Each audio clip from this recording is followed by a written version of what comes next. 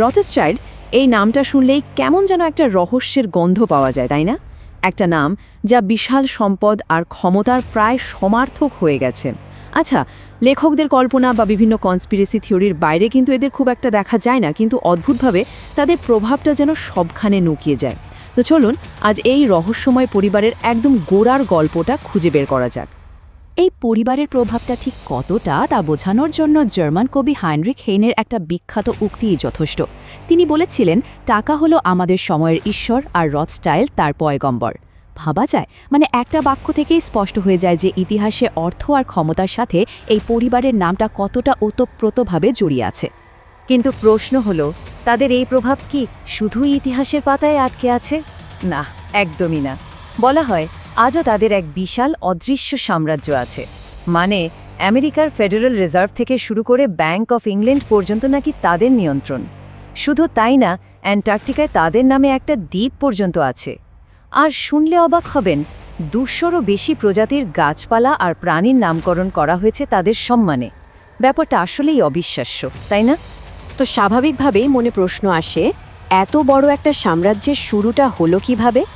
মানে কিভাবে মাত্র একজন মানুষের হাত ধরে এমন একটা পরিবারের উত্থান হতে পারে?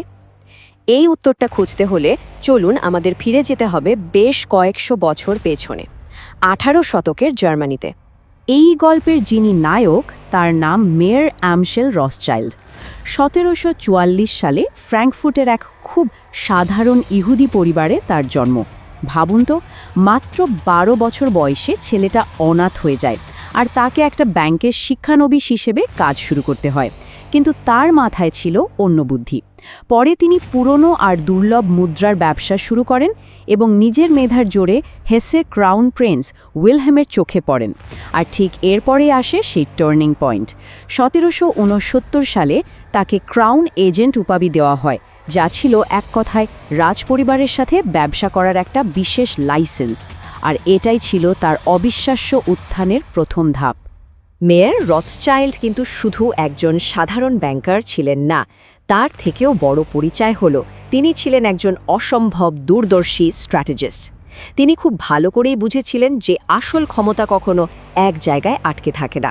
আর এই ভাবনা থেকেই তিনি একটা মাস্টার প্ল্যান করেন। তার 5 ছেলেকে তিনি পাঠিয়ে দেন ইউরোপের 5টা প্রধান অর্থনৈতিক কেন্দ্রে। দেখুন প্ল্যানটা, বড় ছেলে অ্যামশেল রইলেন ফ্র্যাঙ্কফুর্টে, স্যালোমন গেলেন ভিয়েনায়, নাথান লন্ডনে, কার্ল নেপলসে আর জেমস গেলেন প্যারিসে। এই 5 ভাই মিলে যেটা তৈরি করলেন সেটাকে বলা যেতে পারে বিশ্বের প্রথম মাল্টিন্যাশনাল ফিনান্সিয়াল ইনস্টিটিউশন। তাদের এই নেটওয়ার্কের মাধ্যমে খবর আর টাকা পয়সা পুরো ইউরোপ জুড়ে এমন অবিশ্বাস্য গতিতে চলাচল করত যা সেই সময়ে আর কারোর পক্ষে ভাবাও সম্ভব ছিল না। আর তাদের সবচেয়ে কার্যকর এবং সম্ভবত সবচেয়ে বিতর্কিত কৌশলটা কী ছিল জানেন? যুদ্ধ। তারা প্রায় যুদ্ধের 2 পক্ষকেই টাকা ধার দিত।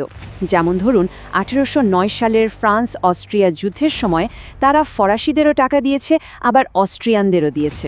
এর মানেটা কি দাঁড়ালো?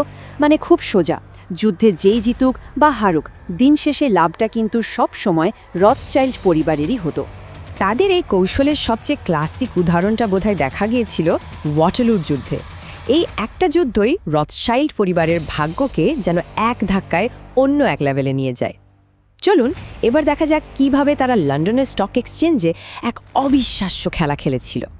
সালটা ছিল 1815, ওয়াটারলুর যুদ্ধক্ষেত্র।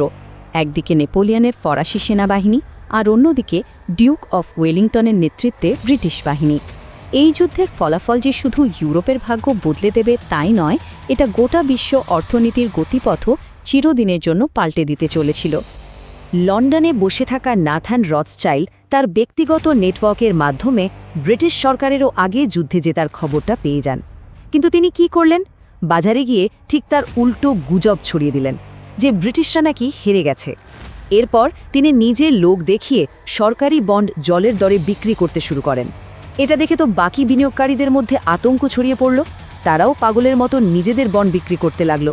আর ঠিক সেই সুযোগেই ন্যাথানের এজেন্টরা পর্দার আড়াল থেকে সেই সব বন্ড প্রায় বিনামূল্যেই কিনে নিল। এর ফলাফল কি হলো? এক কথায় অভাবনীয়। মাত্র 1 দিনের মধ্যে পুরো লন্ডন স্টক এক্সচেঞ্জ ক্র্যাশ করে গেল আর ব্যাংক অফ ইংল্যান্ডের নিয়ন্ত্রণ কার্যত চলে গেল নাথান রথচাইল্ডের হাতে। এমনকি এটাও বলা হয় যে সেই যুদ্ধের জন্য নেওয়া ঋণ ব্রিটিশ সরকারকে রথচাইল্ড পরিবারের কাছে প্রায় 200 বছর ধরে শোধ করতে হয়েছিল। ওয়াটারলুর এই ঘটনাটাই ছিল তাদের সেই অদৃশ্য সাম্রাজ্যের মূল ভিত্তি। এই বিপুল পরিমাণ সম্পদ আর ক্ষমতাকে কাজে লাগিয়ে তারা ধীরে ধীরে নিজেদেরকে সাধারণ মানুষের চোখের আড়ালে নিয়ে যায় আর সেখান থেকেই বিশ্বজুড়ে নিজেদের প্রভাব বিস্তার করতে শুরু করে। আর তাদের প্রভাবটা কিন্তু শুধু ব্যাংকিংয়ের মধ্যেই আটকে ছিল না। 1875 সালে সুয়েজ খাল কেনার জন্য ব্রিটিশ সরকারকে টাকা দেওয়া, রাশিয়ার বিশাল তেলের খনিতে ইনভেস্ট করা, এমনকি ডি বিয়ার্সের মতো হীরার একচেটিয়া সাম্রাজ্য তৈরি করা, এগুলো সবই ছিল তাদের দীর্ঘমেয়াদী পরিকল্পনার অংশ। মানে ব্যাংকিং থেকে শুরু করে তামা, সোনা, লোহা সহ বিশ্বের প্রায় সব মূল্যবান খনিজ সম্পদের ওপরই তাদের নিয়ন্ত্রণ চলে আসে। ব্যাপারটা শুধু অর্থনীতিতেই থেমে থাকেনি। বিভিন্ন সূত্র মতে দ্বিতীয় বিশ্বযুদ্ধের পর ব্রিটিশ নিয়ন্ত্রিত প্যালেস্টাইনে ইসরায়েল রাষ্ট্র প্রতিষ্ঠাতেও নাকি তাদের একটা বড় ভূমিকা ছিল। এখান থেকেই বোঝা যায় যে তাদের প্রভাবটা ভূরাজনীতির জগতেও ঠিক কতটা গভীরে পৌঁছে গিয়েছিল। আচ্ছা, একটা মজার ব্যাপার বলি। এই যে আমরা এতক্ষণ ধরে রথচাইল্ড নামটা শুনছি, এর মানেটা কি? আসলে নামটা এসেছে একটা জার্মান শব্দ জুম রুটেন শিল্ড থেকে। এর মানে হলো লাল ঢালের কাছে। ফ্র্যাঙ্কফার্টে তাদের যে আদি বাড়িটা ছিল তার দরজায় নাকি একটা লাল রঙের ঢালের চিহ্ন লাগানো ছিল, আর সেখান থেকেই তাদের এই বিখ্যাত পদবিটা চলে আসে। তো সব শোনার পর আসল প্রশ্নটা মাথায় আসে, তাদের মোট সম্পদের পরিমাণ ঠিক কত? সত্যি কথা বলতে এর উত্তরটা আসলে কেউই জানে না। তাদের সম্পদ এতটাই গোপনীয়ভাবে রাখা আছে যে এর সঠিক হিসাব বের করা প্রায় অসম্ভব। বলা হয় তাদের বেশিরভাগ সম্পদই নাকি ব্যক্তিগত সোনার ভল্টে লুকানো আছে, যা আমাদের সাধারণ মানুষের কল্পনারও অনেক বাইরে। আর এখানেই আজকের আলোচনাটা শেষ করতে চাই একটা বড় প্রশ্ন রেখে, যে পরিবারটা 2 শতাব্দীরও বেশি সময় ধরে পর্দার আড়াল থেকে গোটা বিশ্বকে প্রভাবিত করে আসছে, আজকের এই আধুনিক দুনিয়ায় তাদের সেই প্রভাবের আসল সীমাটা ঠিক কোথায় গিয়ে ঠেকেছে? উত্তরটা হয়তো আমাদের ধারণার থেকেও অনেক বেশি।